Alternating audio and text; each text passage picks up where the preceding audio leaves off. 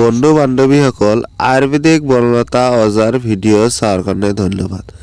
মুছলমান ভাই ভনীসকলৰ কাৰণে আসসালামু আলাইকুম, হিন্দু ভাই ভনীসকলৰ কাৰণে নমস্কাৰ। মই আজি আপোনালোকৰ আগত তিনিটা ঘৰুৱা ঔষধি টিপছ লৈ আহিছোঁ। এই তিনিটা টিপছ ব্যৱহাৰ কৰিলে আপোনালোকে নিশ্চয় উপকাৰ হ'ব। এই তিনিটা সাধাৰণ বস্তু দি আপোনালোকে বহুত ডাঙৰ বেমাৰ ভাল কৰিব পাৰিব। এই ভিডিঅ'টো স্ক্ৰিপ্ট কৰি যদি আপোনালোকে চাই থাকে তেনেহ'লে একো গম নাপাব কেনেকুৱা ধৰণে আপোনালোকৰ বেমাৰটো ভাল কৰিব পাৰে। আৰু এই চেনেলত যদি আপোনালোকে নতুন হৈ থাকে চেনেলটো ছাবস্ক্ৰাইব কৰি অল নটিফিকেশ্যনত ক্লিক কৰি দিব। এই তিনিটা টিপছ আপোনালোকৰ এনি টাইম ঘৰতে থাকে। এই তিনিটা টিপছ এনেকুৱা সাধাৰণ টিপছ, এই টিপছেদি আপোনালোকে বহুত ডাঙৰ বেমাৰ ভাল কৰিব পাৰিব। আপোনালোকে চাগে জানে যে বহুত সৰু সুৰা বস্তু দি বহুত ডাঙৰ বেমাৰ ভাল হয়। এবাৰ আহক আমি জানি লওঁ তিনিটা বস্তুৰ নাম। আপোনালোকে পানী ব্যৱহাৰ কৰিলে বেমাৰটো ভাল হ'ব। 2 নম্বৰ, আপোনালোকে যদি চাউল ব্যৱহাৰ কৰে, আমি যি চাউলেদি ভাত বনাই খাওঁ সেই চাউল যদি ব্যৱহাৰ কৰে আপোনালোকৰ বেমাৰটো ভাল হ'ব। আৰু 3 নম্বৰ টিপছ হ'ল আপোনালোকৰ মুড়ি। এই মুড়ি যদি আপোনালোকে ব্যৱহাৰ কৰে আপোনালোকৰ বেমাৰটো ভাল হ'ব। আহক এবাৰ জানি লওক এই তিনিটা টিপছ ব্যৱহাৰ কৰি আপোনালোকৰ কি বেমাৰ ভাল হ'ব। এই সাধাৰণ পানী দি আপোনালোকৰ বহুত ডাঙৰ বেমাৰ ভাল হ'ব। আহক জানি লওঁ এই পানী দি আপোনালোকৰ কি বেমাৰ ভাল হয়। আপোনালোকৰ যদি গেষ্ট্ৰিক হৈছে এই পানী দি বহুত উপকাৰ হ'ব এই গেষ্ট্ৰিকৰ কাৰণে। আপোনালোকে নিশ্চয় জানে যে এই পানীটো ব্যৱহাৰ কৰিলে আমাৰ গেষ্ট্ৰিক বেমাৰ ভাল হ'ব। কিন্তু এই পানীটো এনেকুৱা পানী নহয়, সাধাৰণ পানী নহয়।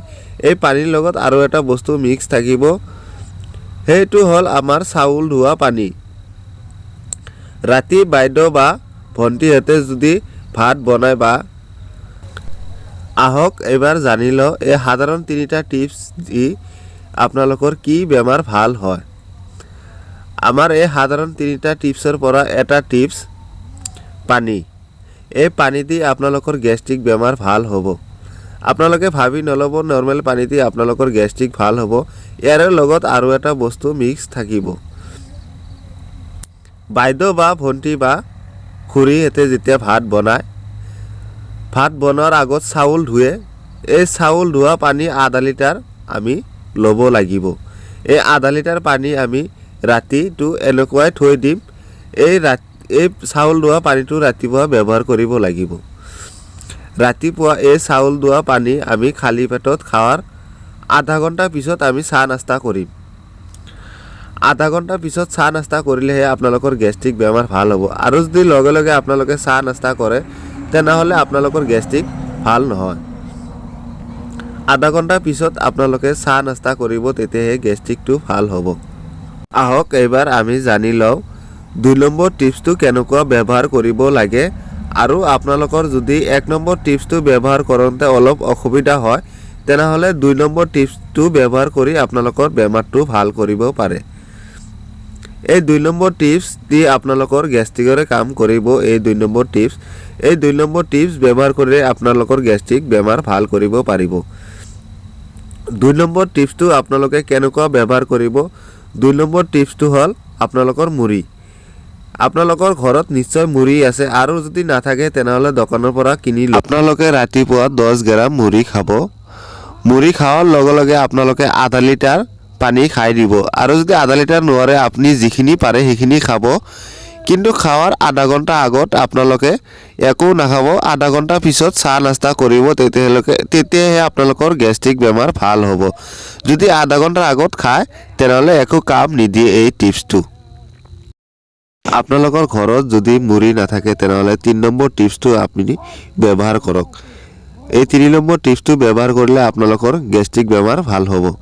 এই 3 নম্বৰ টিপছটো আপোনালোকৰ ঘৰত এনি টাইম থাকে, কেতিয়াও নাথাকে বুলি ক'ব নোৱাৰি। এই 3 নম্বৰ টিপছটো ব্যৱহাৰ কৰিলে আপোনালোকৰ গেষ্ট্ৰিক বেমাৰ ভাল হ'ব। আৰু যদি আপোনালোকে এই গেষ্ট্ৰিকৰ কাৰণে পেট বিষাইছে, কামত যাব পৰা নাই বা অফিচত যাব পৰা নাই, তেনেহ'লে আপোনালোকৰ চিন্তাৰ কোনো কাৰণ নাই, আপোনালোকে ভয়ৰ কোনো কাৰণ নাই। আপোনালোকে এই টিপছ ব্যৱহাৰ কৰিলে গেষ্ট্ৰিকৰ কাৰণে পেট বিষাইছে, কামত বা ডিউটিত যাব পৰা নাই বা অফিচত যাব পৰা নাই, তেনেহ'লে আপোনালোকৰ কোনো চিন্তাৰ কাৰণ নাই। আপোনালোকে ঘৰত বহি গেষ্ট্ৰিক বেমাৰ ভাল কৰিব পাৰিব। আপোনালোকৰ কোনো ডক্তৰৰ তাত যাব নালাগে। এই টিপছ ব্যৱহাৰ কৰিলে আপোনালোকৰ গেষ্ট্ৰিক বেমাৰ ভাল হ'ব। এই গেষ্ট্ৰিক বেমাৰ কেনেকুৱা আপোনালোকে নিশ্চয় জানে। গেষ্ট্ৰিক বেমাৰটো বহুত খাতৰনাক বেমাৰ হয়। এই গেষ্ট্ৰিক হ'লে গেষ্ট্ৰিকৰ পৰা কেঞ্চাৰ হৈ যায়, আৰু কেঞ্চাৰ হ'লে গেষ্ট্ৰিকৰ পৰা কেঞ্চাৰ হ'লে আপোনালোকে জানে নিশ্চয় কি হ'ব আৰু কি হ'ব পাৰে। তেনেহ'লে এইবাৰ জানি লওঁ 3 নম্বৰ টিপছটো কেনেকুৱা ব্যৱহাৰ কৰিব আপোনালোকে। এই 3 নম্বৰ টিপছটো ব্যৱহাৰ কৰিলে আপোনালোকৰ নিশ্চয় গেষ্ট্ৰিক বেমাৰ ভাল হ'ব। এই 3 নম্বৰ টিপছ হ'ল আপোনালোকৰ চাউল। ৰাতিপুৱা আপোনালোকে 20-25টা চাউল লওক। এই চাউলেদি আপোনালোকৰ টেবলেটৰ কাম কৰিব। গেষ্ট্ৰিকৰ টেবলেট আৰু খাব নালাগে। গেষ্ট্ৰিকৰ টেবলেট যেনেকুৱা ৰাতিপুৱা খায়, সেনেকুৱা আপোনালোকে 20-25টা চাউল লৈ আপোনালোকে নুচুবাব, পানী দি খালি গিলি থাকক। এনেকুৱা আধা লিটাৰমান পানী খাই দিয়ক। আধা লিটাৰ পানী খালেহে আপোনালোকৰ বহুত কাম হ'ব, গেষ্ট্ৰিক সোনকালে ভাল হৈ যাব। এনেকুৱা ধৰণৰ আপোনালোকে কণ্টিনিউ 7 দিন খাই থাকক, আপোনালোকৰ বেমাৰ গেষ্ট্ৰিক বেমাৰ নিশ্চয় ভাল হ'ব। আৰু যদি গেষ্ট্ৰিক বেমাৰ আমাৰ এই 3টা টিপছেদি ভাল হয়, তেনেহ'লে আমি 7 দিন কিয় কণ্টিনিউ খালেওতো আমাৰ একো ক্ষতি নাই। আমি কিনি আনিব নালাগে, জাষ্ট ঘৰত বহি খাব লাগে। তেতিয়াহে আমাৰ এই 3টা ঘৰুৱা ঔষধি টিপছেদি যদি আপোনালোকৰ গেষ্ট্ৰিক বেমাৰ ভাল হয়, তেনেহ'লে মোক কমেণ্ট কৰি জনাব। তেতিয়াহ'লে মই আৰু পৰৱৰ্তী আপোনালোকৰ কাৰণে ভিডিঅ' লৈ আহিব পাৰিম। আৰু যদি আপোনালোকৰ বেলেগ বেলেগ ধৰণৰ সমস্যা থাকে, তেনেহ'লে মোক কমেণ্ট কৰি জনাব, মই ভিডিঅ' লৈ অহাৰ চেষ্টা কৰিম।